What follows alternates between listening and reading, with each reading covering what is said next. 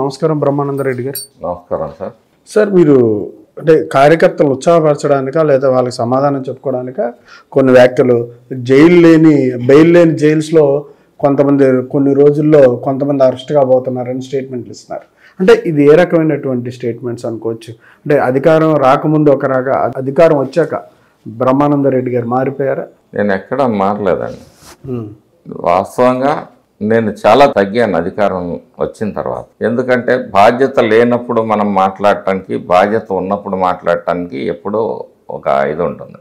ఈరోజు నేను తగ్గి కార్యకర్తలను తగ్గించుకొని ఇక్కడ ఒక ప్రశాంతమైన వాతావరణాన్ని ఇచ్చేస్తే అదే ఇంతకు నేను చెప్పింది.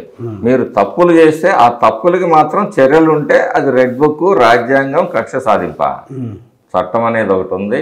ఇది రాజారెడ్డి చట్టం కాదు, రాజ్యాంగం కాదు. ఇది ఖచ్చితంగా అంబేద్కర్ గారి రాజ్యాంగం అమలు జరుగుతుంది.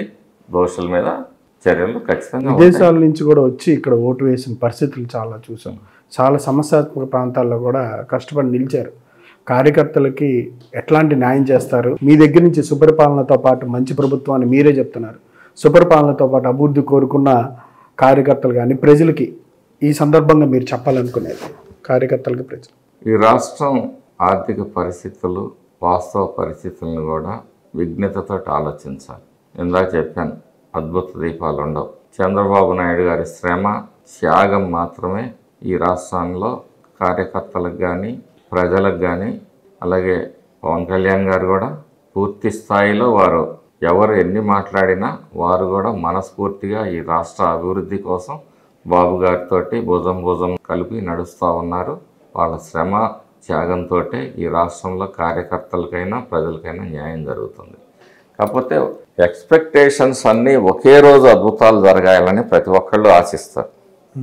మనం ఒక బంతిలో భోజనం కూర్చున్నాం. మొదట ఒకళ్ళకి వడ్డించిన తర్వాత రెండో వాళ్ళకి వడ్డీయగలుగుతాం. అందరికీ ఒకసారి వడ్డీయటం అక్కడ పెడితే బఫేలో కూడా అది సాధ్యం కాదు. కాబట్టి కార్యకర్తల సంక్షేమానికి, వాళ్ళ అభివృద్ధికి పార్టీ కట్టుబడి ఉంది. నేను అనేక సందర్భాల్లో ముఖ్యమైన పార్టీ నాయకులతోటి ఇన్నర్ క్వార్టరీలో కూడా చర్చించడం జరిగింది. వారు కూడా నా వాదంతో ఏకీభవించారు. ఆ దిశగా అడుగులు పడతా ఉన్నాయి. ఖచ్చితంగా పార్టీ కష్టపడ్డోళ్ళకి 100 మందికి న్యాయం జరగకపోయినా మెజారిటీ ఒక 70% మందికి, 60% మందికైనా న్యాయం చేయగలుగుతాం అని చెప్పేసి నేనైతే భరోసా ఇవ్వగలుగుతాను. Thank you sir. Thank you.